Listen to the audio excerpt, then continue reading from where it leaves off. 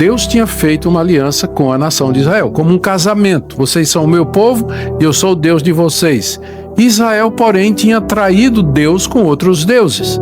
E aquilo era generalizado, porque diz aqui o texto, toda a terra se prostituiu, ou seja, todos os habitantes do Reino do Norte estavam cometendo adultério espiritual, adorando bezerro de ouro, adorando Baal, Azerá, Astarote, Renfã, Milcom, todos aqueles deuses que eram conhecidos naquela época, era assim que eles estavam se desviando. Boa noite a todos. A gente vai começar hoje a exposição do livro do profeta Oséias. Eu decidi pelo livro sem ter feito uma pesquisa antes. Depois eu descobri que é um dos livros mais difíceis do Antigo Testamento, né? Então aí já era muito tarde para voltar atrás. Então nós vamos topar o desafio. Vamos começar com a história do casamento de Oséias. E deixe-me dar uma pequena introdução antes, né?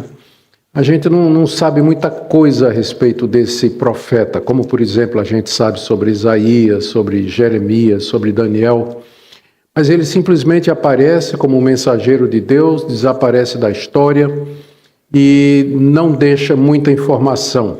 A gente não sabe se ele era levita, a gente não sabe se ele era sacerdote. O que a gente sabe sobre Oséias é o seguinte: primeiro, ele viveu e profetizou durante o tempo do reino dividido, quando o povo de Deus havia se separado. Reino do Norte, 10 tribos, capital Samaria, o rei era Jeroboão II. Reino do Sul, Benjamim e Judá particularmente, dinastia de Davi, capital Jerusalém.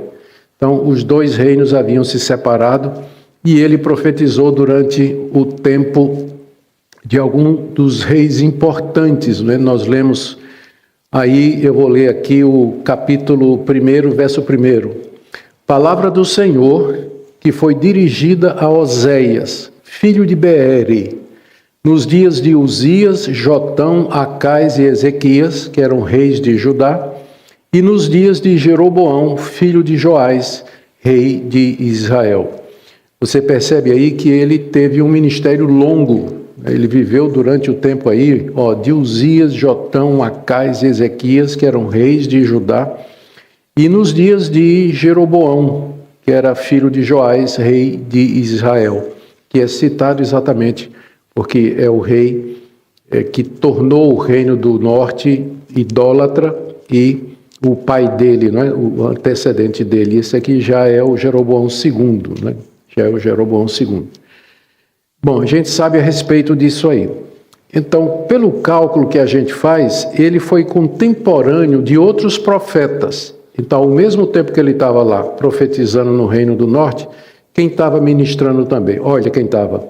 Isaías, ele foi contemporâneo de Isaías, contemporâneo de Miqueias e contemporâneo de Amós.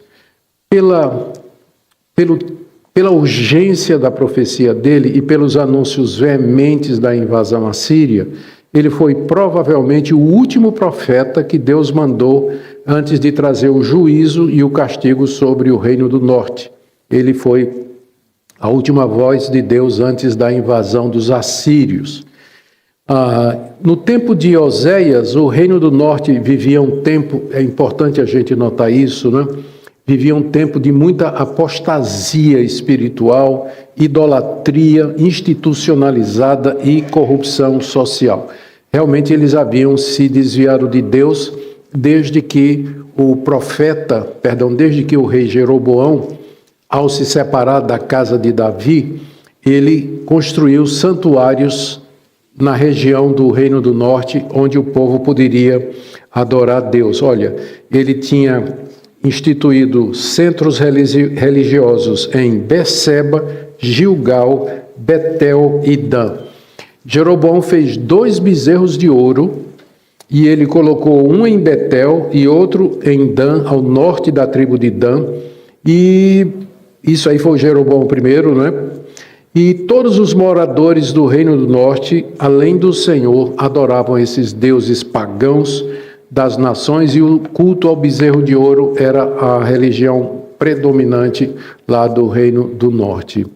E o juízo de Deus, então, sobre o Reino do Norte estava próximo. E Deus iria usar a Assíria, que era a potência mundial, era o reino mais poderoso daquela época, a maior potência da época. E Deus, então, envia Oséias como último profeta com uma mensagem. Então, o quadro que a gente tem aqui é esse aqui. O Reino do Norte, em completa idolatria, corrupção moral, um rei corrupto, sacerdotes corruptos, o culto ao bezerro de ouro, centros religiosos, sincretismo, o povo adorava Deus e adorava outros deuses. Deus tinha mandado Isaías, Deus tinha mandado Miqueias, tinha mandado Amós, e agora chega a vez de Oséias. Oséias vem, e ele vem com a seguinte mensagem da parte de Deus: vocês são infiéis e adúlteros para comigo, diz o Senhor. Por que Deus chama o Reino do Norte de adúltero? Porque o Reino do Norte, Israel, era povo de Deus. Era como se fossem casados. E agora a nação de Israel esquece de Deus, o marido, e vai adorar outros deuses, cometendo adultério espiritual. Então, essa é a mensagem. Nós vamos ouvir muito isso aqui. Oséias dizendo: vocês são infiéis, vocês são adúlteros, vocês quebraram a aliança comigo. Aí vem o segundo ponto. Eu vou castigar vocês através dos assírios. Deus haveria de trazer juízo sobre eles usando uma nação estrangeira. Na aliança que Deus fez com a nação de Israel, a dinâmica era essa: a obediência vai trazer bênção e prosperidade, a desobediência vai trazer punição. E um dos castigos que Deus disse lá em Deuteronômio 29, que ele mandaria se o seu povo se tornasse idólatra, era o desterro. Era Deus mandar uma nação que expulsasse os israelitas lá da terra prometida. Da mesma maneira que Deus deu a eles a terra prometida, Deus haveria de tirar, se eles cometessem adultério espiritual e trocassem Deus por outros deuses. Isso estava acontecendo, e o profeta então disse: Deus vai fazer o que ele disse que ia fazer. Ele vai mandar uma nação poderosa e vai tirar vocês da terra prometida. Vai tirar vocês da terra prometida. Então, essa era a segunda coisa. Terceira, vocês vão ser levados para fora. Não somente vocês vão perder a terra, mas vocês irão como escravos. Vocês irão como gente que foi conquistada na batalha, cativos de guerra, comprados como escravos. Vocês irão para outros países e onde vocês vão viver e onde vocês vão adorar outros deuses. Mas, e aqui tinha a quarta parte da mensagem: um dia eu vou restaurar vocês, porque eu sou fiel. Sou fiel ao casamento. Vocês não foram fiéis à aliança comigo, mas eu sou fiel. E eu vou restaurar vocês, e eu vou tirar vocês lá da terra do desterro, onde vocês estão, e eu vou trazer vocês de volta à terra e vou unir os dois reinos, Reino do Norte e Reino do Sul, mais uma vez. Então, essa é a mensagem do livro do profeta. E nós temos muita coisa a aprender aqui, porque a situação que estava acontecendo lá, naquele tempo, ela tem muitos paralelos. Aliás, eu devia começar dizendo o contrário, né? A nossa situação hoje, no nosso mundo, tem muitos paralelos com o mundo daquela época. Boa parte dos pecados e dos problemas são exatamente os mesmos, só que em vez de serem cometidos em hebraico e aramaico, são cometidos em português e inglês. Mas é basicamente a mesma coisa. É pecados que nós iremos analisando à medida que Oséias aqui vai revelando o coração da nação pecaminosa e o que Deus pretendia fazer com ela. Bom, os 3 primeiros capítulos do livro de Oséias são muito interessantes porque narram a história do casamento dele. Não somente do casamento, mas de 3 filhos que ele teve e cujos nomes representavam bem toda essa mensagem que eu acabei de resumir para vocês aqui. Então, esses 3 primeiros capítulos dramatizam a mensagem de Oséias, através do casamento de Oséias com uma prostituta chamada Gomer, e os 3 filhos que eles tiveram, cada um com um nome simbólico e referente à história do que iria acontecer com a nação.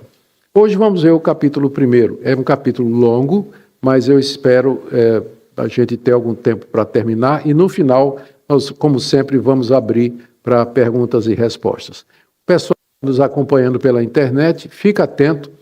Nos comentários aí e na ala de comentários você pode colocar também a sua pergunta, que nós vamos dar atenção e responder a pergunta de você que está nos acompanhando. Então vamos lá, vamos para o capítulo 1, já li o verso 1, que é a introdução, e agora eu vou ler a ordem de Deus a Oséias, quando Deus apareceu a Oséias, está aí no verso 2. Quando pela primeira vez o Senhor falou por meio de Oséias, o Senhor lhe disse: vá e case com uma prostituta, e tenha com ela filhos de uma prostituta, porque a terra se prostituiu, desviando-se do Senhor. Gente, quando Deus se revelou a Oséias pela primeira vez, a mensagem que ele deu a Oséias foi muito estranha, porque a gente, quando lê os outros profetas, começa dizendo, palavra do Senhor que veio a Isaías, e Isaías traz uma mensagem de exortação, de arrependimento para o povo de Israel. Mas quando Deus chamou Oséias para ser profeta, a primeira vez que Deus falou com Oséias, deu para ele uma mensagem, uma palavra, que eu acho que Oséias deve ter se perguntado, foi Deus mesmo ou foi minha cabeça? Né? De onde está vindo isso aí? Era muito estranho o que Deus tinha dito. A ordem que Deus deu era que ele deveria se casar com uma prostituta, uma mulher que praticasse a prostituição e que deveria ter filhos com essa mulher. Em que sentido isso era algo inusitado? Não é? Em que sentido? Primeiro, embora o reino do norte, como eu disse, estivesse em plena decadência moral, prostitutas ainda eram mal vistas, porque ainda tinha gente fiel no reino do norte, havia toda aquela tradição da lei de Moisés, havia o mandamento que dizia não adulterarás, ou não, que significa também não praticar a prostituição, e não eram mulheres bem-vindas. Além do que, algumas dessas prostitutas, elas trabalhavam nos templos, onde tinha o culto a deuses estranhos. E os deuses pagãos, esses deuses, o culto a eles era geralmente relacionado com as estações do ano. Tinha a ver com a fertilidade da terra, a produção do fruto, a colheita, a semeadura. Então, tudo isso era encenado no templo pagão, com as prostitutas, com as sacerdotisas se deitando com os adoradores. Esses cultos eram cultos agrícolas, e eles eram baseados no tempo da colheita e da fertilidade da terra. Então, o que acontecia? Fazia parte do culto encenar os deuses fertilizando a terra. E como é que fazia isso?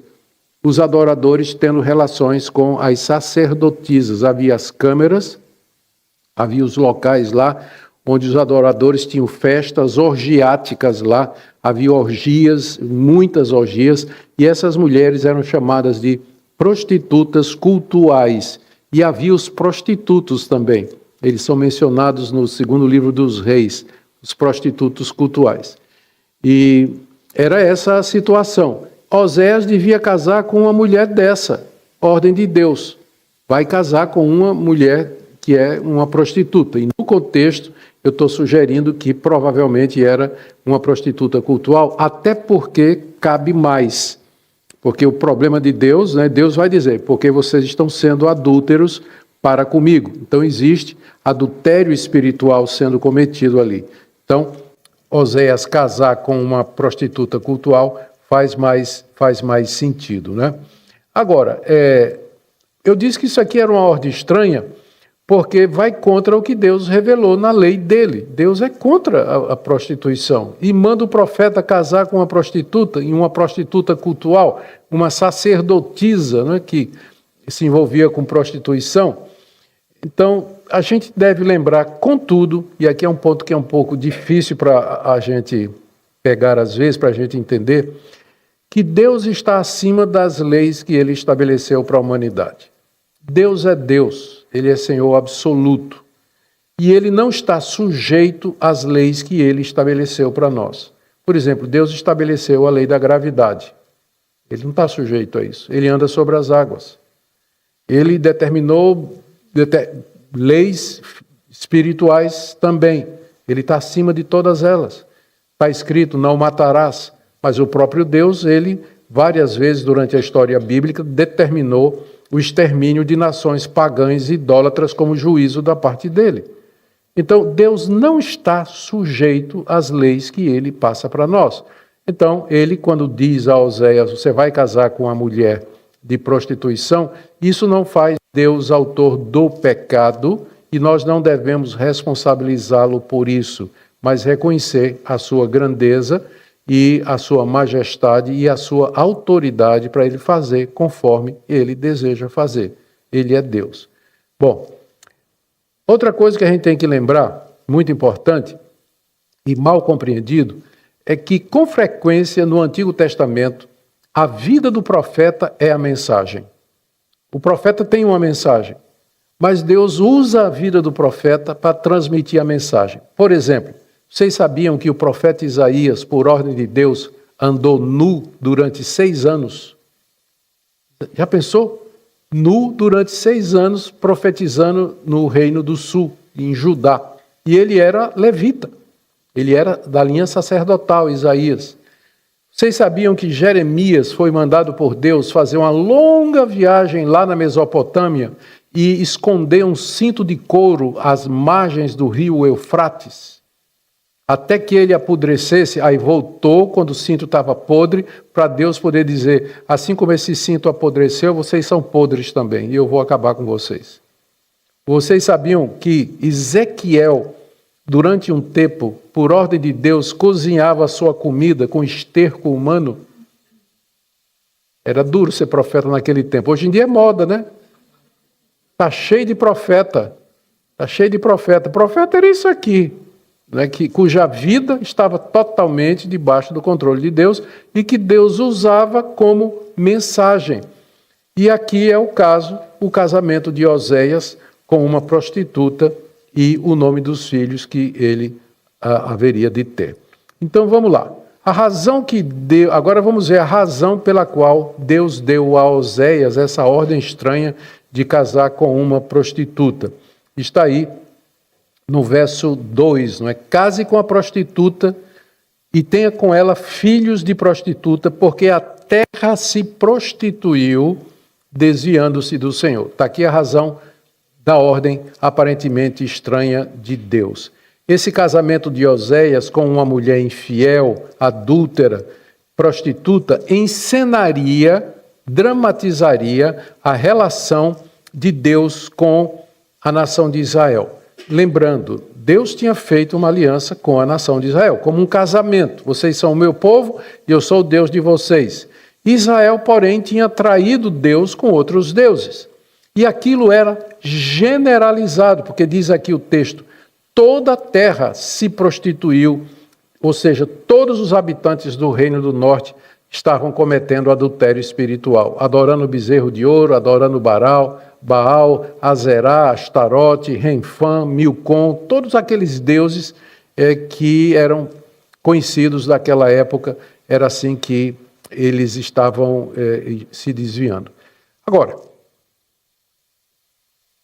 eu tinha dito que Deus usava a vida do profeta como mensagem e que muitas vezes obrigou ou determinou que o profeta fizesse uma coisa estranha para poder ilustrar o ensinamento e o ponto que Deus queria fazer. Ezequiel, já falei, Isaías, o próprio Oséias, assim por diante. Agora, isso não nos autoriza hoje a fazer a mesma coisa. Deus não me chama como pregador por exemplo, eu vim me vestir de palhaço para poder dar uma lição espiritual para vocês aqui. Ou, enfim, qualquer outra, eu não sei um negócio que me veio à cabeça, mas qualquer outra coisa estranha. E eu estou dizendo isso porque é muito comum a gente ouvir gente encenando profecia hoje em dia nas igrejas mais modernas, não é? Então, o caso mais conhecido é de uma pregadora famosa, pastora, que andou feito leoa no palco, rugindo, né? E dizendo que Deus tinha uma mensagem de que ele era o leão da tribo de Judá que iria trazer a mensagem e assim por diante, não é? Não vou nem dizer o nome, que todo mundo sabe de quem se refere esse episódio conhecido. Aliás, quando começou o movimento do Riso Santo na igreja de Toronto, eu até estive nessa igreja, visitando essa igreja para ver o que estava acontecendo lá. Quando começou, que disseram que a unção do riso caiu sobre o povo, a unção do riso deixava as pessoas rindo durante horas, caindo pelo chão, rolando, era a unção do riso. Mas tudo começou quando, no meio da pregação, um pastor chinês começou a andar de 4 no palco, lá no tablado, rugindo e dizendo que ele era o leão da tribo de Judá. Então não tem nada novo debaixo do céu. Isso aconteceu alguns anos antes do episódio da pastora que eu falei. Deus faz isso hoje. Nós cremos que isso faz parte da maneira profética de Deus se revelar no Antigo Testamento.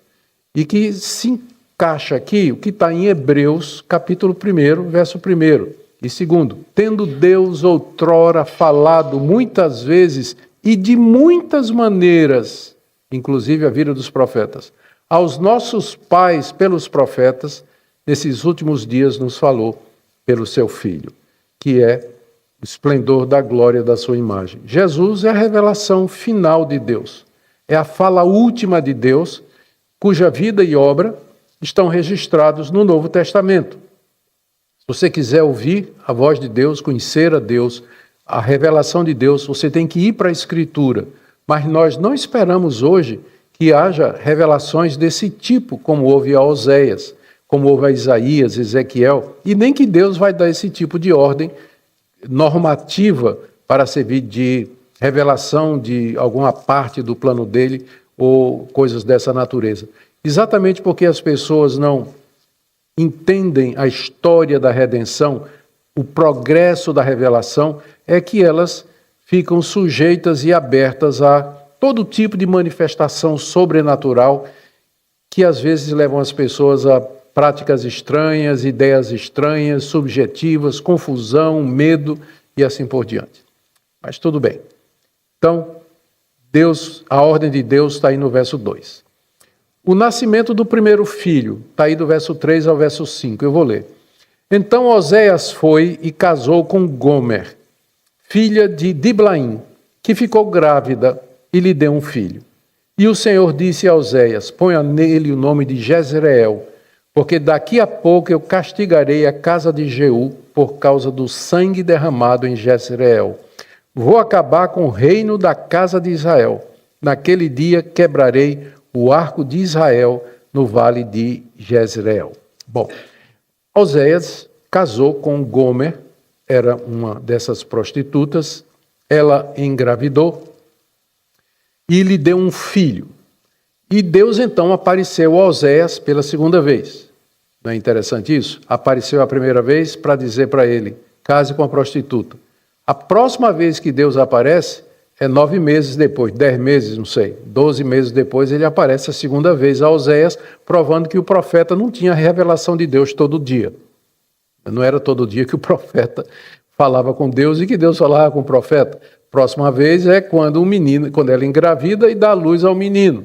E Deus aparece para dizer a Oséias qual vai ser o nome do menino. E o nome do menino é Jezreel, que significa em hebraico Deus espalha ou Deus semeia. Jezreel era um vale muito bonito que havia ao norte da tribo de Issacar e que tinha uma cidade com esse nome. E algumas coisas aconteceram nessa cidade. Quem lembra da história de Nabote, que tinha uma vinha e o rei Acabe queria a vinha, Nabote não queria vender, Jezabel mandou uns homens maus acusar Nabote de ser infiel a Deus e mataram Nabote a pedrada lá em Jezreel, para que o rei Acaz ficasse com a vinha dele, com a plantação de uvas que ele tanto desejava. Foi lá em Jezreel que Jeú, que Deus havia levantado para fazer juízo sobre a nação de Israel, acabou com o rei Acabe, os filhos do rei Acabe, e tomou o lugar deles. Era um lugar de sangue e que representava toda a corrupção da nação de Israel.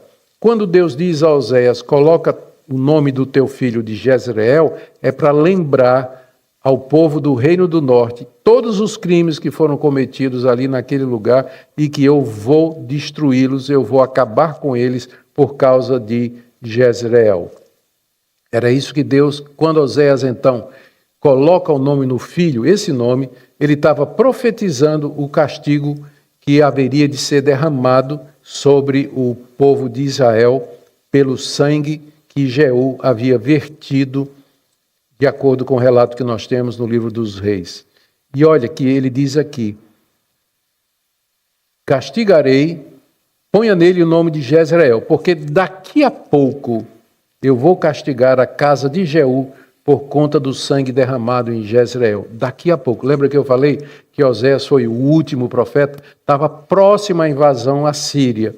Então ele está dizendo, olha, daqui a pouco o castigo está chegando e eu vou trazer Deus vai trazer sobre vocês o fim do reino do norte.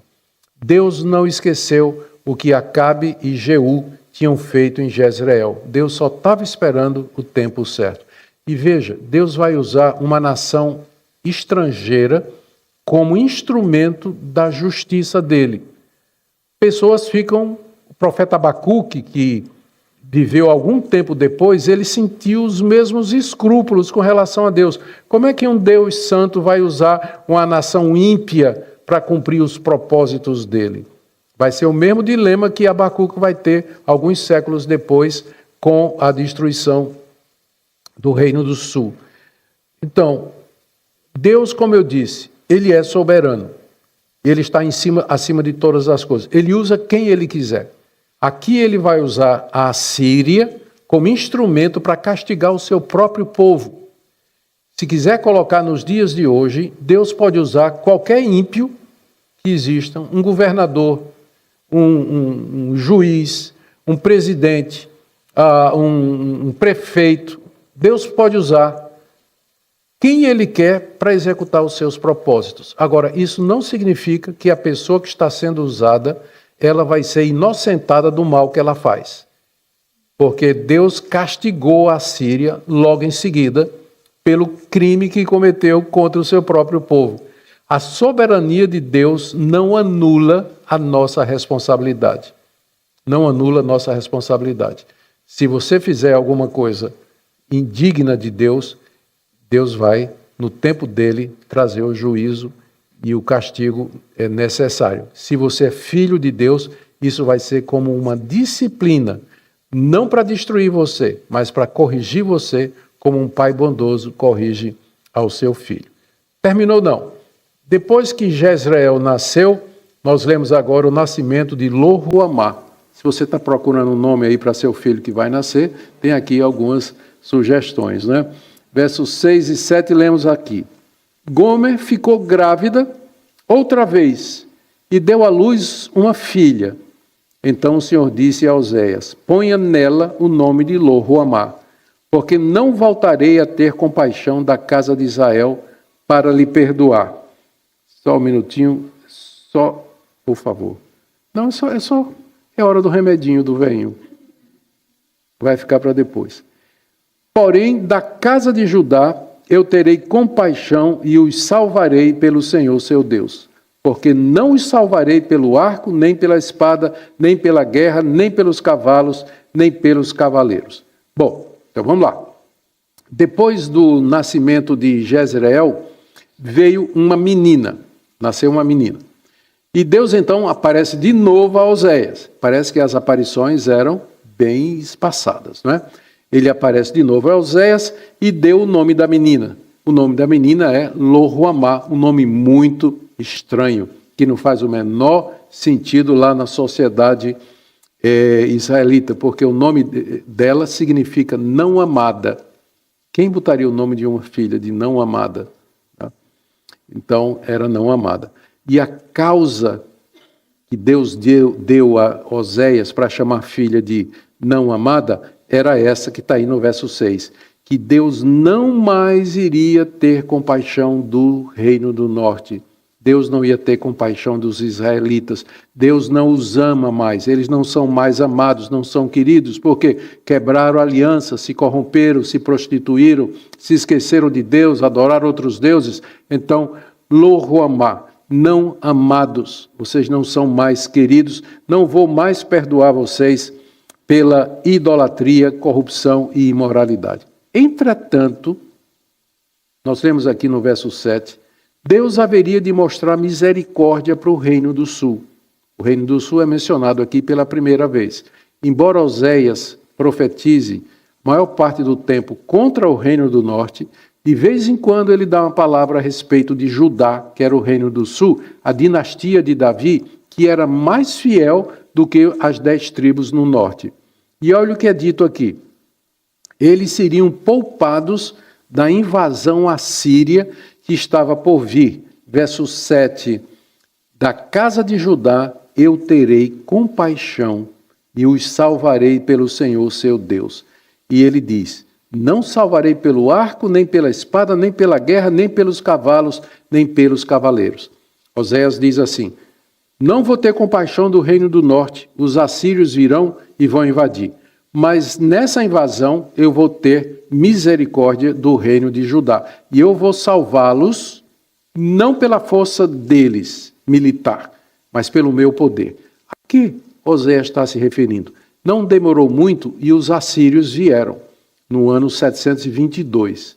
E eles então vieram para o reino do norte e vieram para o reino do sul também. Na época o rei era Senaqueribe. E quem não lembra aquela história? No tempo do rei Ezequias, que Rabsaque, que era o militar, o chefe das tropas de Senaqueribe, veio afrontar a Deus lá em Jerusalém e cercou Jerusalém de exércitos, mandou uma carta para o rei Ezequias. Ezequias leva a carta lá para o templo, o profeta Isaías diz, ele não vai entrar aqui, Deus, assim diz o Senhor, e naquela noite o anjo do Senhor saiu e matou metade do exército de Senaqueribe, e vai embora, desiste de destruir Jerusalém. Palavra é que Oséias tinha profetizado, né, de que Deus haveria de salvá-los não pelo arco, não pelo cavalo, não pelo cavaleiro, mas pelo poder de Deus. 2 razões Deus tinha para poupar Judá até aquele momento. O primeiro, a promessa feita a Davi, de que sempre haveria um rei para se sentar no trono de Israel. E segundo, porque havia ainda alguns reis piedosos em Judá. Segundo filho. Vamos para o terceiro. Primeiro filho, Jezreel. Segunda filha, Lo-Ruhamá. E agora vem Lo-Ami, que é também bonitinho, né? Para quem quiser colocar. Verso 8 a 9. Depois de ter desmamado Lo-Ruhamá, Gomer ficou grávida mais uma vez e deu à luz um filho. E o Senhor disse, ponha nele o nome de Lo-Ami, porque vocês não são o meu povo, nem eu serei o seu Deus. Inclusive, essa passagem é citada pelo apóstolo Paulo, lá no Novo Testamento, eu vou mencionar isso daqui a pouco. O terceiro filho nasceu, Deus aparece a Oséias mais uma vez e nomeia o menino com Lo-Ami, que significa não meu povo. Ou seja, Deus não iria mais tratar a nação de Israel como o povo dele, mas iria tratar como uma das nações pagãs. Gente, essa é uma das declarações mais severas de toda a Bíblia. Não significa a ruptura do pacto, da aliança que Deus tinha com a nação de Israel, mas sim que a partir dali Deus vai tratar o seu povo como ele trata os pagãos. Já pensou se Deus fizer isso conosco? Só não faz por causa de Cristo, porque ele é o nosso mediador e por conta do sangue derramado. Mas merecíamos ser tratados como Deus trata aqueles que não são seus. E é isso que Lo-Ami significa. Deus diz a Oséias, põe o nome desse teu filho, Lo-Ammi. Eu fico pensando, né, de que maneira Oséias estaria profetizando a nação de Israel? Porque até agora não teve profecia nenhuma para Israel, só está botando o nome nos filhos, né? Mas eu imagino o seguinte, quando levasse para a escola, como é o nome do menino? Lo-Ammi. Lo-Ammi? Por quê? Porque vocês não são mais o meu povo, assim diz o Senhor. Então o nome dos meninos daria ocasião para que Oséias trouxesse a mensagem baseada no significado do nome dos garotos, né? Bom, os nomes estavam apontando para o juízo de Deus que estava por vir. Deus tinha escolhido Israel como seu povo, mas agora ele iria tratá-lo como um povo qualquer, por conta da imoralidade, da idolatria, da corrupção, do abandono de Deus. E para terminar o estudo de hoje, o capítulo 1, aqui do verso 10 até o capítulo 2, verso 1, Deus profetiza a futura restauração e grandeza do povo de Israel. Verso 10 em diante. Todavia, apesar de vocês não serem mais o meu povo, verso 10, todavia, o número dos filhos de Israel será como a areia do mar, que não se pode medir nem contar. E acontecerá que no lugar em que lhes foi dito, vocês não são o meu povo, ali mesmo se dirá a eles, vocês são filhos do Deus vivo. Os filhos de Judá e os filhos de Israel serão reunidos e constituirão sobre si uma cabeça, uma só cabeça. Eles se levantarão da terra, porque grande será o dia de Jezreel. Chamem seus irmãos de Ami e suas irmãs de Ruamá. Gente, Deus deu mais uma mensagem a Oséias, mas essa mensagem agora era uma mensagem de compaixão e misericórdia. Ele diz aí no verso 10 que depois de ser castigado, a nação de Israel haveria de se tornar uma nação numerosa, que eles voltariam a se relacionar com Deus como pai e filho, verso 10, e que os dois reinos haveriam de se unir debaixo de uma só cabeça, está aí no verso 11, e que eles se levantarão na terra no grande dia do juízo, que é o dia de Jezreel, está aí no verso 11. Como é que a gente interpreta isso, né? Isso aqui, ele diz aí que os israelitas deveriam chamar Lo-Ammi e Lo-Ruamá de Ami, que significa meu povo, e Ruamá, que significa amada, situação revertida. Então note a sequência. O povo se desvia de Deus. Deus manda o profeta e avisa, arrependam-se, senão eu vou trazer juízo. O povo não se arrepende, o profeta diz, o juízo está chegando. E o juízo chega, e Deus diz, isso não quer dizer que eu abandonei vocês. Minha aliança com vocês é eterna. Eu não quebro a minha aliança como vocês quebram. Eu vou restaurar vocês. Eu vou abençoar vocês. Esse é o padrão da profecia bíblica. Sempre é assim. Por conta da aliança que Deus tem com o seu povo, consagrada pelo sangue precioso do Messias. Senão Deus já teria nos abandonado e nos destruído completamente, não for essa aliança que Ele tem conosco. Como é que as palavras de Oséias se cumprem? E eu quero que você preste bem atenção a isso aqui. Tudo isso que Oséias falou se cumpriu. A destruição da casa de Jeú e a destruição do Reino do Norte aconteceu com a invasão assíria em 722 a.C. 700 anos antes de Cristo, os assírios vieram lá do norte, da região da Mesopotâmia. Eles desceram, passaram em direção ao Egito, com quem eles tinham guerra. E no caminho eles pegaram o Reino do Norte. Judá escapou. Judá escapou, como eu disse. Mas o Reino do Norte caiu nas mãos dos assírios. Os assírios vieram, tomaram as cidades, mataram milhares e milhares de israelitas, levaram prisioneiros, uma parte, e deixaram outra. Naquele tempo, as potências tinham maneiras diferentes de lidar com os reinos que elas conquistavam. Os assírios, quando conquistavam uma terra, levavam parte dos moradores e traziam assírios para morar na terra e se misturar com aqueles povos, porque isso destruiria culturalmente aquele povo, ele ficaria sem identidade, não existiria mais. E o rei da Síria, ele fez exatamente isso, levou metade do reino do norte, deixou o pessoal mais pobre na terra e trouxe assírios para habitar lá, que se misturaram com os israelitas. Que raça saiu de lá? Os samaritanos. Os samaritanos é a mistura de judeu com os assírios. Por isso que o judeu não quer saber de samaritano. Por isso que a história de Jesus conversando com a mulher samaritana era tão estranha para os discípulos, né? Como é que o Senhor, sendo judeu, está conversando com a mulher samaritana? Ela mesma perguntou, não é? Como é que você, sendo judeu, fala comigo, a mulher samaritana? Nós não nos comunicamos? Então, a profecia se cumpre 722 anos antes de Cristo. O reino do norte é devastado e as 12 tribos são levadas em cativeiro.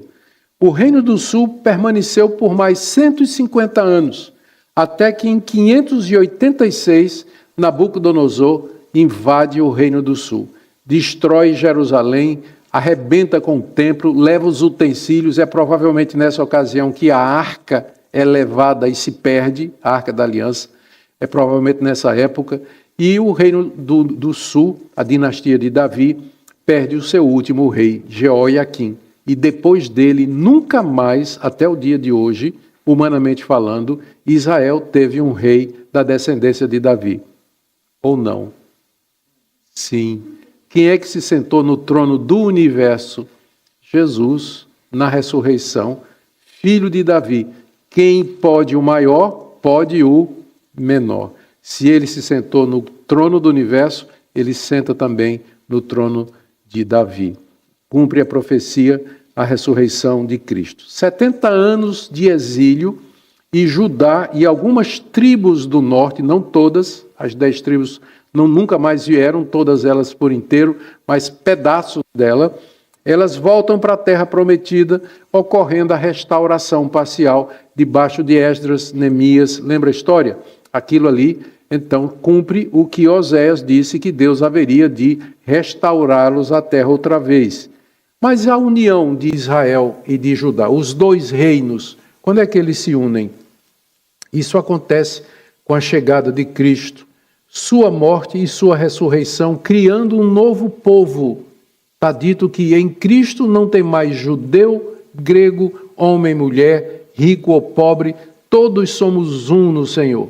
Então, debaixo do Filho de Davi, Jesus Cristo, judeus do Reino do Norte, judeus do Reino do Sul, gentios como nós, estamos unidos formando um só povo, debaixo de uma só cabeça, que é Cristo, que é o cabeça da igreja. Paulo vai usar essa linguagem lá em Efésios, capítulo 1. Muito bem, terminando. O que é que essa passagem, o que é que o capítulo 1 demanda de nós hoje? A gente lê essa história, tem informações históricas, culturais, linguísticas, teológicas, mas a pergunta é: o que é que isso tem a ver comigo hoje? Não é? Em que é que isso muda a minha vida? Primeiro, creio que a gente tem que se arrepender também da nossa prostituição espiritual. A geração de Oséias vivia uma religiosidade contaminada por ídolos, alianças profanas e uma fé que era meramente formal. Hoje, muitos que professam o nome de Cristo estão vivendo alianças com os ídolos modernos: conforto, bens, poder, aprovação pública, sexualidade desregrada, desonestidade, ídolos modernos, conforto. E nós que somos imigrantes, somos muito sujeitos a isso, porque a maioria de nós veio para esse país para prosperar, para ter uma vida melhor. E com muita facilidade, conforto, bens, segurança financeira, acaba sendo um ídolo para nós. Nós estamos muito mais sensíveis a isso aqui, na situação de imigrante, do que lá no Brasil. Então nós precisamos, talvez Deus, você veio pensando que aqui você iria prosperar, mas quem sabe foi o lugar que Deus escolheu para fazer você prosperar espiritualmente, para chegar mais perto dele, para estar pronto a renunciar, inclusive, aos seus bens, à sua posição, à sua tranquilidade, mas que Deus tenha o primeiro lugar na sua vida. Deus tem o primeiro lugar na sua vida. Por isso, examine o seu coração identifique essas infidelidades, confesse-a diante de Deus e rompa com elas imediatamente. E que seja um arrependimento profundo e não apenas emocional, que seja acompanhado de mudança de vida. Uma outra coisa que esse texto nos desafia é gratidão ao nosso Deus, não é verdade? Essas promessas de restauração se cumpriram com Cristo, que é o cabeça da igreja, o povo de Deus.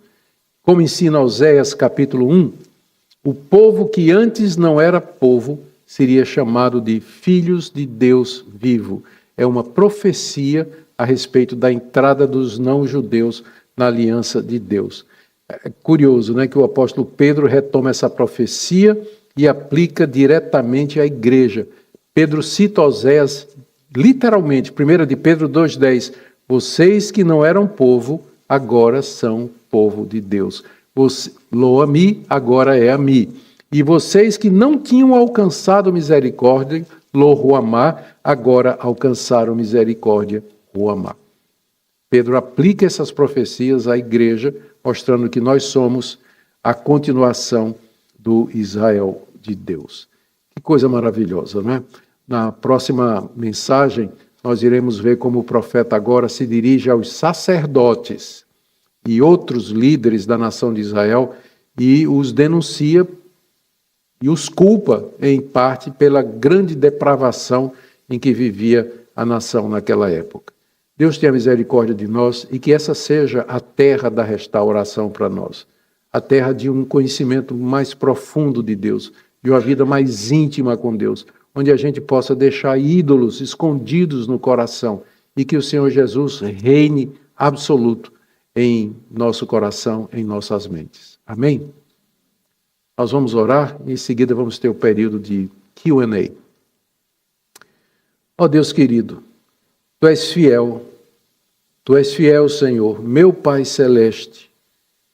Só Tu és capaz de ter um amor leal. Nós quebramos a nossa aliança contigo, temos ídolos ocultos no coração, amamos determinadas coisas e não damos ao Senhor o primeiro lugar. Pedimos perdão, Senhor, pedimos perdão profundamente. Oramos por um avivamento espiritual no meio da comunidade imigrante aqui nos Estados Unidos. Oramos por conversão verdadeira, transformação de vida. Gente que veja sua vinda aqui com o propósito de abençoar outras pessoas.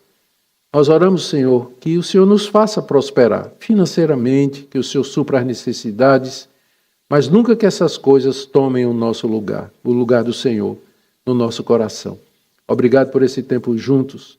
Obrigado pelo profeta Oséias, que obedeceu mesmo a essas ordens tão estranhas, porque ele confiava no Senhor e que o Senhor nunca jamais faria uma coisa errada. Louvado seja o teu nome. Dá-nos esse mesmo coração, em nome de Jesus. Amém. Muito bem, gente. Vamos agora para um período de perguntas e respostas. Eu não sei se a gente tem perguntas aí pelo YouTube. Até agora não chegou, não. Ou ninguém entendeu nada, ou foi muito claro, deixou sem perguntas, né? Se alguém tem alguma dúvida aí, só levantar a mão que nossos irmãos aí vão chegar.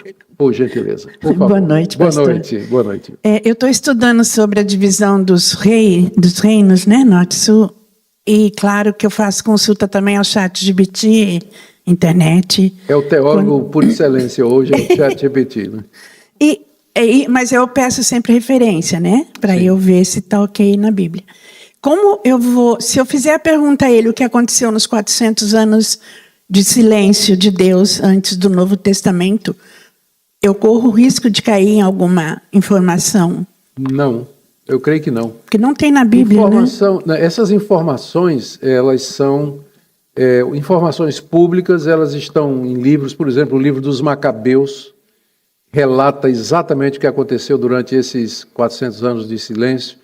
Você tem livros apócrifos que não são confiáveis, mas tem alguma informação também. Então, você pode perguntar o que é que aconteceu durante os 400 anos e a resposta, eu creio que você pode confiar. Se for informação crítica, se você está, por exemplo, querendo essa informação porque você vai fazer uma palestra, então é bom você checar com com alguma pessoa que é autoridade na área. Mas para conhecimento geral e tudo, não tem dificuldade, não. Agora tenha cuidado, quando o chat GPT não sabe, ele inventa. Ele inventa, Já peguei ele algumas vezes também. Tá bom? Mais alguma pergunta, gente? Por gentileza, fiquem à vontade. O Cândido é o próximo. Tem lá atrás e depois o Cândido. Boa noite, pastor. Boa noite, querido. Pastor, nós estamos falando de 3 crianças que nasceram ali de uma união do profeta com uma prostituta.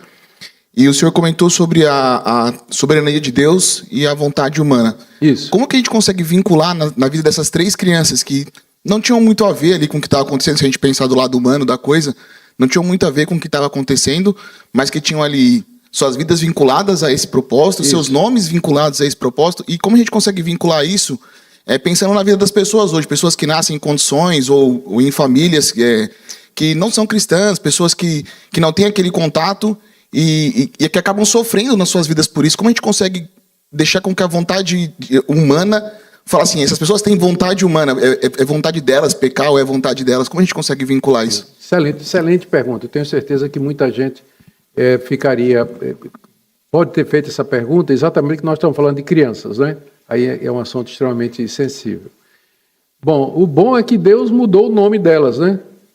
Em vez de Lo-Ruhamá, virou Ruhamá, que era aí amada, né? E Ami, meu povo, né? Pelo menos isso aí.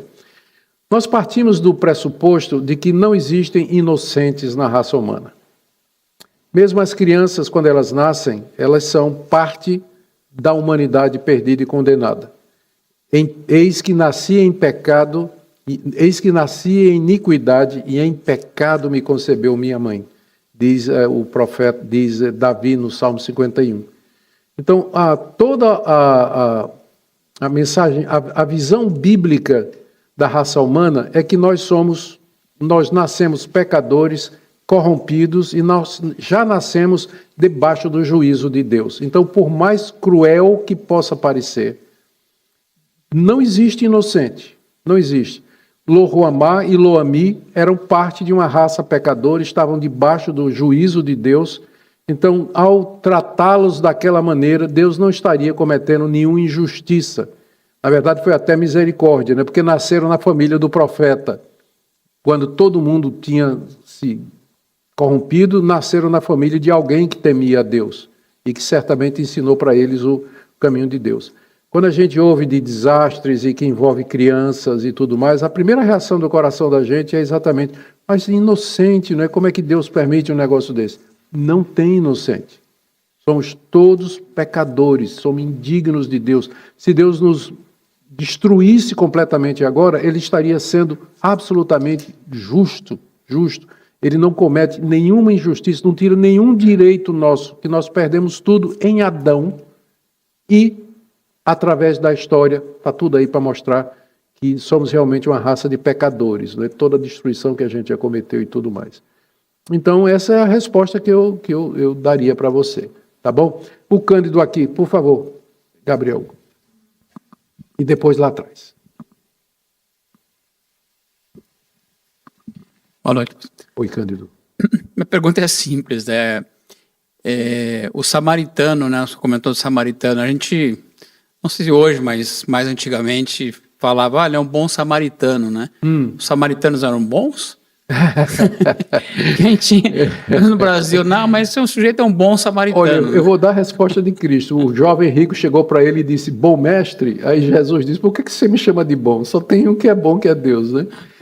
Então, ele é chamado de o bom samaritano em contraste com o levita e o sacerdote que passaram pelo judeu que tinha sido assaltado e não fizeram nada. Mas aí o samaritano, que era inimigo, foi lá e cuidou dele, né? Por isso, não a Bíblia, mas as sociedades bíblicas que fazem a tradução, colocam o nome o bom samaritano, mas não está na Bíblia, ele não é chamado de bom. Ele é chamado de bom pela sociedade bíblica do Brasil, que bota lá em negrito o título o bom samaritano, e a gente, o bom ladrão, né? É aquele que lá na cruz se arrependeu. A Bíblia não chama ele de ladrão, ele era ladrão mesmo, ia para o inferno.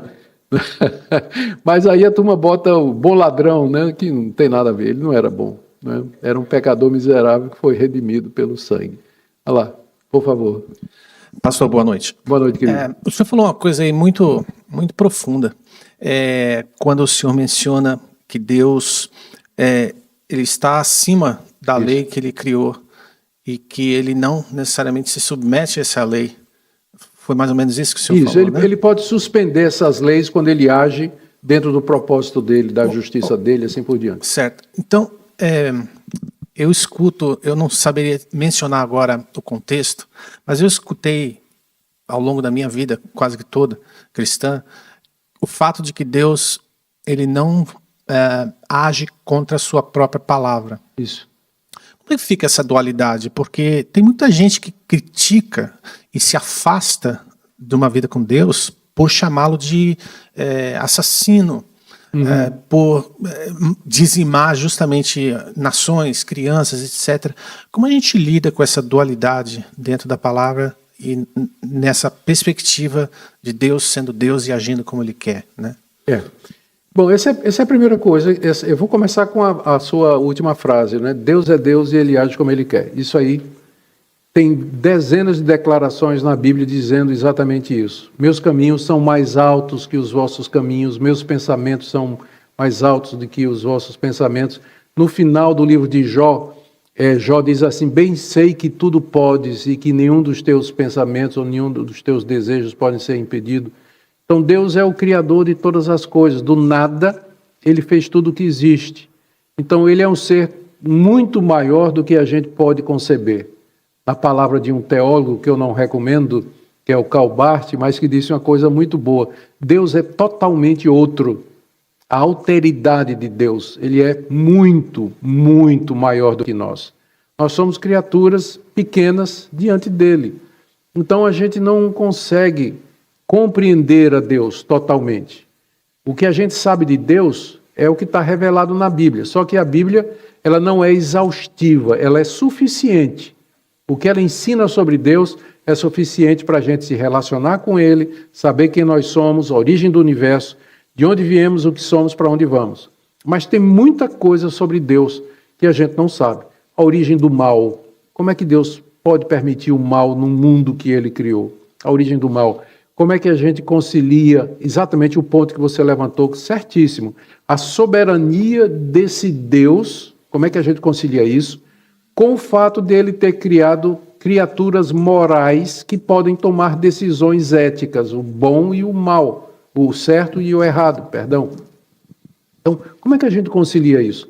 São mistérios. Esse Deus, ele, de repente a gente descobre que na revelação que ele deu para a gente, tem uma pessoa chamada Pai, que é Deus, outra chamada Filho, que também é Deus, tem outra pessoa chamada Espírito Santo, que também é Deus, e dezenas de declarações dizendo só tem um Deus.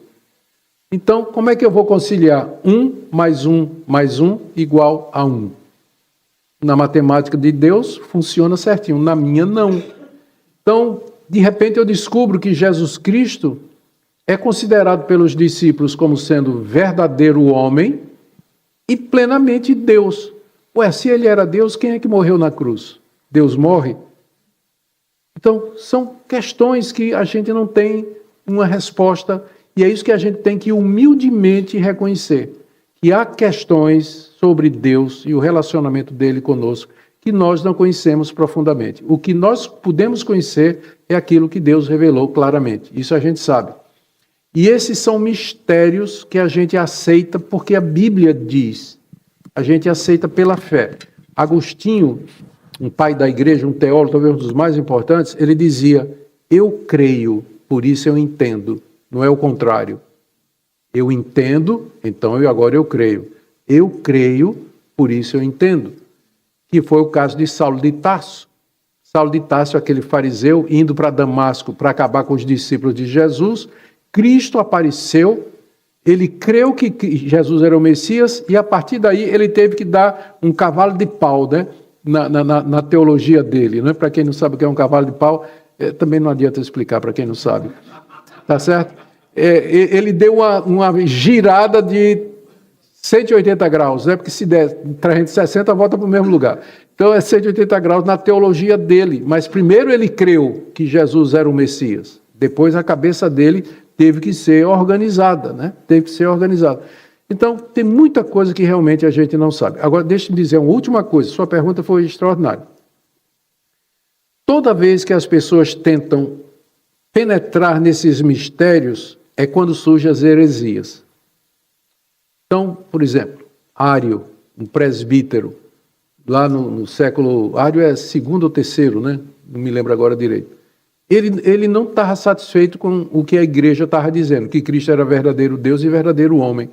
Aí o que é que ele fez? Ele nega que Jesus era Deus da mesma essência e substância de Deus Pai. Mas ele era um Deus inferior. Ele tentou achar uma solução para esse mistério. Caiu numa heresia, que é o arianismo.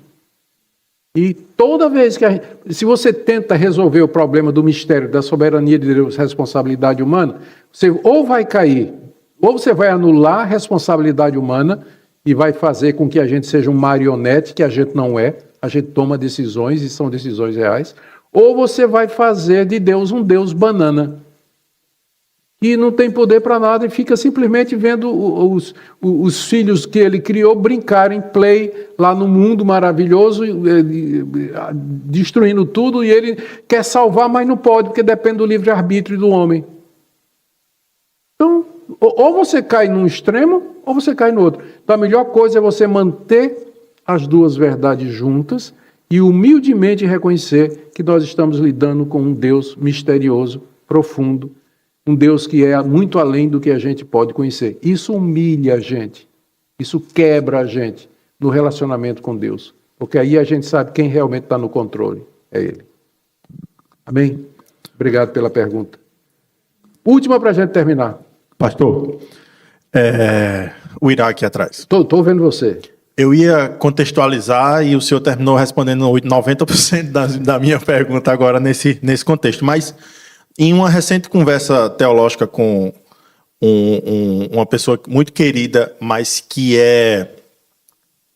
Totalmente outro. E na verdade eu costumo dizer que os calvinistas que não seguem, os arminianos que não seguem Armínio, seguem os seguidores de Armínio, porque não foi Armínio que criou o arminianismo, mas ele tinha uma dificuldade muito grande de entender exatamente isso que o senhor acabou de explicar. Mas, na prática, eu me deparei nessa conversa com uma dificuldade de, biblicamente, embasar esse conceito e esse entendimento nosso dos dois entendimentos, da soberania de Deus e da responsabilidade humana. Então, os exemplos que eu aprendi com um pastor que eu tenho, os 3 exemplos, o da moeda, o da linha do trem e o da porta, funcionaram muito bem. Mas, teologicamente, na Bíblia, a passagem, por exemplo, que eu cheguei a usar e fui questionado e fui procurar, que é não cai uma folha do céu, de uma árvore... Não cai um pássaro, um pardal no chão. Um pardal, exato. Depois a gente chegou nessa conclusão. Então, eu queria saber do senhor, biblicamente, aonde está as passagens que nos dá respaldo para o entendimento das duas. Você quer em ordem alfabética e quer em quanto tempo isso aí? Olha, eu vou dar poucas, porque nosso tempo, de fato, é pequeno, né? Que Deus é soberano, você encontra as palavras do próprio Jesus, quando ele fala do pardal que não pode cair no chão, se não for a vontade dele, de Deus.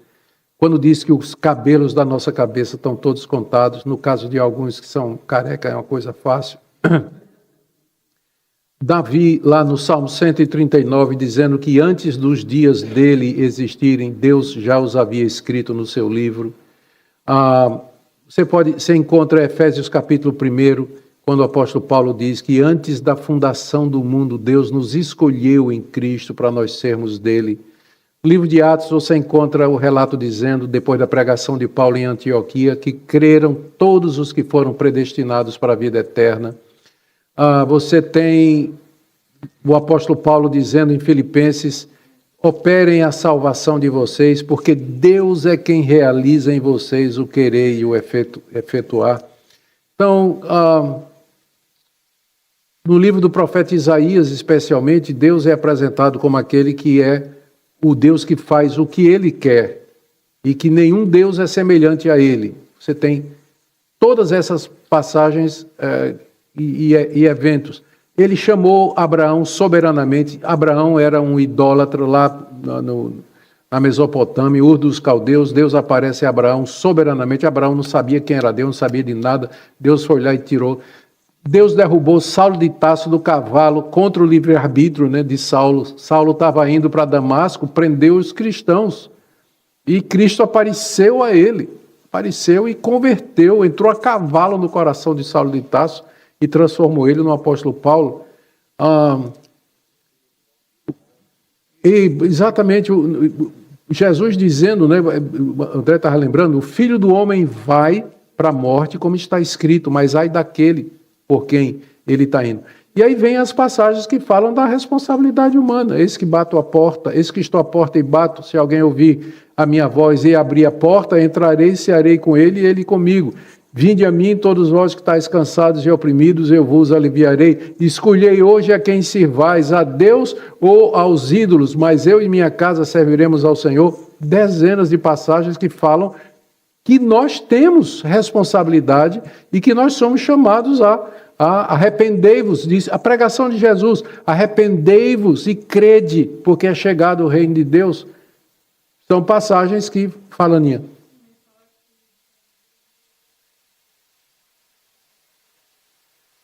Olha aí, tá vendo? É o que dá filha teóloga, tá vendo? É isso aí. Está escrito, né, de fato, que Deus endureceu o coração de Faraó e na mesma passagem diz que Faraó endureceu o seu próprio coração. Então são dezenas e dezenas de passagens. A gente tem que conviver com isso aí. Agora, eu me dou muito bem. Quando eu vou orar, eu oro lembrando daquelas passagens que falam que Deus é soberano. Eu oro como se tudo dependesse de Deus. E depende, não é? Eu oro sabendo que Deus é soberano. Se não fosse, não adiantava a gente orar para Ele. Quando eu me levanto, eu vou trabalhar como se tudo dependesse de mim. Aí eu vou agir, vou usar os meios. Eu oro de joelhos dizendo assim, eu quando era mais jovem, né, eu orava de joelhos dizendo, Deus, me dá uma esposa, porque tu podes fazer isso. Me levantava e ia paquerar as meninas da igreja, né, para descobrir qual era aquela que Deus haveria de dar, né? Isso foi muito antes de conhecer a Minca, né? Muito antes de conhecer a Minca. Então, é assim que funciona. Na prática, comigo, funciona belezinha. De joelho, meu Deus é soberano. Em pé, eu sou responsável pelas decisões que eu tomo. E se você fizer isso, vai dar certo. Amém? Terminou? Tem alguém na internet?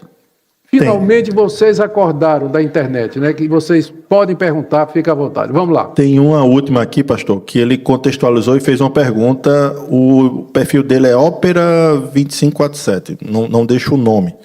Mas ele contextualiza e pergunta assim, pastor, se Deus não habita em templos feitos por mãos humanas, Atos 17, 24, Paulo diz que nós somos o templo do Espírito Santo. Sim.